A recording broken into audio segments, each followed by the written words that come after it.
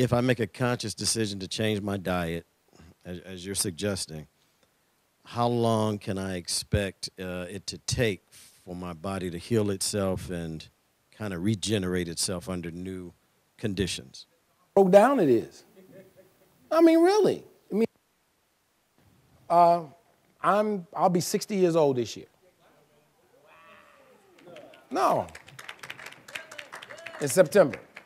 So I can't expect to change my diet today and be great by September. I mean, I tell people you got to eat as long good as you've been eating bad as a starting point. So when you've eaten good, as long as you've been eating bad, then you can expect something. Now, in all honesty, you will notice, and we tell people when we do the restart, because we ask them to drink a half gallon of water a day, unless they have a reason not to. We ask them to eat fruits and vegetables, and we at least ask you to eat at least one major meal raw. You know, a salad, that's raw, a salad. And don't drown it in sauce or dressing. And if you're going to use something, you know, use it sparingly. And if you're going to use it at all, what I suggest people do is you use a light one, and then you toss the salad with the dressing so that it coats the leaf. You shouldn't have a layer this thick, a dressing in the bottom of the bowl after, that's crazy. What you should do is toss it so it gets spread out evenly on all the leaves, and there should be no excess in the bottom. That's the way it should be done. And you drink the water. Now, what you should notice in 30 days, if you do that diligently, and people say, oh, what am I eat? Well, you didn't seem to have no problem eating burgers every day. You didn't have no problem eating whatever, chicken every day. You didn't have no problem going to Burger King every day or McDonald's every day. So I'm saying you got to want to do something. Gets back to your point. You got to change your mind. You don't change your mind, you won't move your behind. You got to change your mind. So I'm saying if you make a decision to change the way you want to eat, if you really want to do it, it ain't hard. I'm going to tell you right now, it ain't hard. People say, oh, it's expensive. No, it's not. It's actually cheaper. There's nothing cheaper than a bag of beans. Nothing. And black beans are probably the most nutritious thing you can eat. And if you mix black beans with whole brown rice, and I tell people avoid all white, anything white. Don't eat it. Anything white, white bread, white sugar, white flour, because none of that is natural. Everything that's white is made that way. It's not natural. All the things that are natural, and people from the islands, and they'll tell you it's not like that. I don't know if any of us have even seen, I'm going to start bringing some movies of what rice looks like when it's growing, what it really looks like after it comes off. What flour looks like after you mill the wheat, all this stuff. We don't know no better. And I'm going to tell you, we have the equivalent, if you take 4 Airbus 300 airplanes, fully loaded, and crashed them and killed everybody on board every day, that's how many people die from what they eat. That's the equivalent. We lose 1 million people a year from heart disease, cancer, and the ravages of diabetes. 1 million people. They got mad, and they wanted to get the full force United States Army, and I'm not saying anything bad about, but 9/11, we pulled out all the stops, we put out whatever it took, and we lost, 4,000 people? We lose 1,500 people a day from cancer alone. 1,500. I can tell you in 30 days, after eating a whole food, plant-based way of eating, you will notice visibly a change in your bowel habits. You will not have to go to the bathroom and refreshing your magazine rack and sit there till your leg fall asleep, and wake up with it all, standing up with the foot vibrating and carrying on because you done sat there so long trying to get it out. You will go from a bowel movement that took a while, unless you were just in there hiding from somebody. But you will go from a bowel movement that will take you probably about 30 seconds. And if you notice, the biggest animals on the planet are vegetarians. And elephants don't eat any meat. They don't eat meat. How would you describe whole food? You said whole food. That is, when I say whole foods, I mean stuff that comes from that's a product of the plant. You know, it's not, because you know there's a lot of these vegetarian substitute things that are processed, and they process as much as the other stuff that we're eating. So when I say whole, just stuff that comes from the food, the beans, you know, the dry beans, and there's Caldwell. I spent some time at the Cleveland Clinic and with Dr. Caldwell Esselstyn recently. And the movie Forks Over Knives, you saw Dr. Esselstyn featured in that movie. And what he did is they gave him 16 patients who had bypass surgery and they couldn't have it anymore because they all clogged up again. Or they had stents on the heart and those clogged up and they couldn't, you know, 5, 6 stents and they couldn't do that anymore. The doctor say, hey, you're going to have another heart attack, it's going to kill you, so enjoy whatever little time you got left. So Dr. Esselstyn took those 16 patients who many of them had less than maybe a couple years to live, and 20 years later, all but one are still alive. And I would recommend anybody to get that book. It's called Reversing Cardiovascular Disease by Dr. Caldwell Esselstyn. I went to Cleveland Clinic. I spent time with him. I spent time at his house with his wife. I ate at their table. I slept in their house. He's a wonderful, wonderful man, and he's got the scientific proof, and he's going to report on 200 more patients that have had similar kinds of results.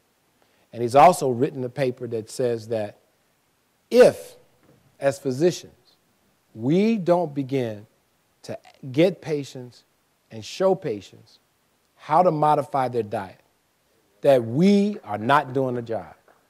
We're not doing it. So to have a diabetic, because diabetes can be, unless it's type 1, can usually be completely reversed. Type 2 diabetes can usually be completely reversed. So you really, and there's some evidence that Dr. Esselstyn is advancing that he's seen even some of the cancers that some of the patients had do much better. He's not going out on a limb to say that he's doing it, but it just makes sense. And so I have a patient I just talked to this morning, and I said, you know, if you're not going to have any radiation, or we talked about all that stuff, at least do this. And he's gone out now, he and his wife, and they've changed and have a whole plant way of diet. But there's one other point to that, and that's the other gentleman, if you want to read some more stuff about this. And a lot of this stuff is stuff Dr. Alvina Fulton was talking about 40 years ago. Okay, 40, 50 years ago, she was talking about the same thing. The other thing that we're going to learn how to do, we need to fast. We need to rest our system every once in a while. Don't eat anything, okay, as long as you're not diabetic or have a problem like that. The other thing he talked about is stress management.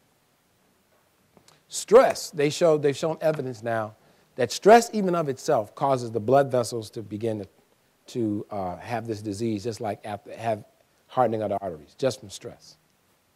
So we need to we need to manage our stress. And the guy that I went out to Sausalito, California to visit with this gentleman, Dr. Dean Ornish. You look up his stuff, Ornish, O-R-N-I-S-H. And he has all this stuff. Yesterday I was with the people for the Cardiac Health Improvement Program, the CHIP program, because what I want to do is trying to bring some of these non-traditional things to people, because I believe people want it. And you know, and if I were to go back into medicine again, I would have an office that would be centered around how to get people off their medicine. Because all you do, and I'll get to the question, I'm sorry for these long answers, but if you had a triangle, and I got this on the computer thing that I do, and you had pharmacy companies, device manufacturers, and biotech at one part, and you had providers, doctors, nurses, hospitals, clinics, and everything else. Then you had the payers, Blue Cross Blue Shield, all of those things. In the middle of the triangle, the thing that drives that whole thing is disease. It's disease that drives our system. And it's not curing, it's managing. So the money is in managing your high blood pressure, getting you on the pills, and keeping you on those pills. I don't know if anybody in this room takes any medication at all, but it ain't cheap. And a lot of our seniors, especially, because the older you get, you work all your life, you get to be 65 years old, maybe you get 2 years, and then all of a sudden you got something, you got arthritis so bad you can't move, or, we're not vibrant anymore like we used to be. And now we're seeing hip replacements. We got a ton of them at the county in guys that are 50 years old, 45, 50 years old, need a new hip. Part of that is because our diets are so acidotic that it resorbs our bone. Because the bones, the body is trying to neutralize that acid, so it takes out calcium and phosphorus out of the bones. The answer isn't eating more yogurt. The answer is trying to eat the foods that keep you from being acidotic. What are those? They're vegetables. That's what they are. And so, and if eating milk products would make the bones more strong, as we saw in the movie, why are the countries that eat them and drink the most dairy have the most hip fractures from osteoporosis? It's not the milk. It's the cause of why the bones are brittle. So we need to think, at least from one point of view, we need to think about that. We need to understand it, and we need to try to figure out, and don't take my word for anything I've said. Don't take my word for it. Go find out for yourself. Read it and research it yourself, because then you'll be convinced. If you don't believe what I'm talking about for not eating meat for 30 days, I double dare you to try it. I double dare you to try it. For 30 days, no cheating. And when I say eating, cookies ain't vegetables, donuts ain't vegetables, okay? And you want to try to eat as much whole food. I mean, the way I did it is and I'm not one of these people since I grew up in a family of 10 kids that got used to eating the same thing every day. So I got big project type pots like this. And I'll buy collard greens. I'll make a great big old pot of collard greens. I eat that collard greens all week. Because I don't need something different. Like some people say, I can't eat leftovers. We made meals out of leftovers. So you can do greens. I do, like today, okay, this is string bean week. So I'm going to go buy string beans.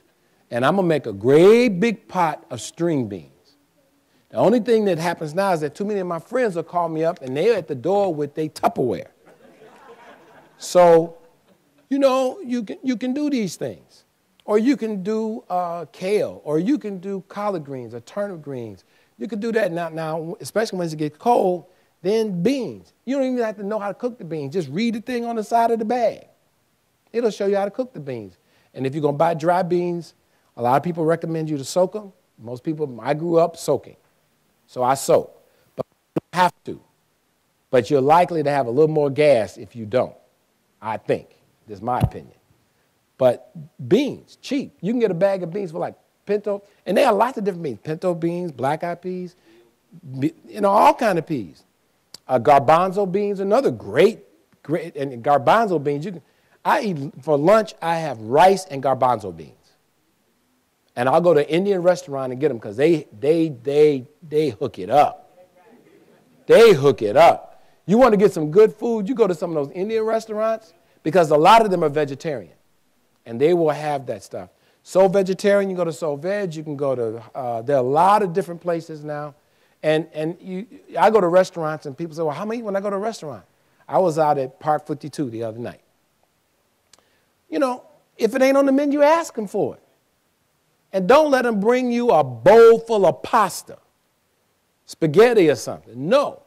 Or if you notice that they have you can get a side of broccoli, and I mix it up and make my own platter. So I still go out with my friends, and if they want to eat the steak, I'm like, look, man, that's you and your coronary arteries, not mine. So you do what you want. You do you, I'm going to do me. Okay? And so y'all eat whatever you want. I don't, when I'm out with people, I don't look at them with disdain if they eat, because I'm like, I remember eating that stuff. That was good. I liked it. I ain't going to lie. I liked it. And, but, I'm trying to do a different thing now. I'm not going to ever say I'll never eat another piece of meat. I'm not going to tell y'all that. But I can tell you I probably have had less. I've had what I would have consumed in a week has probably taken me 2 years.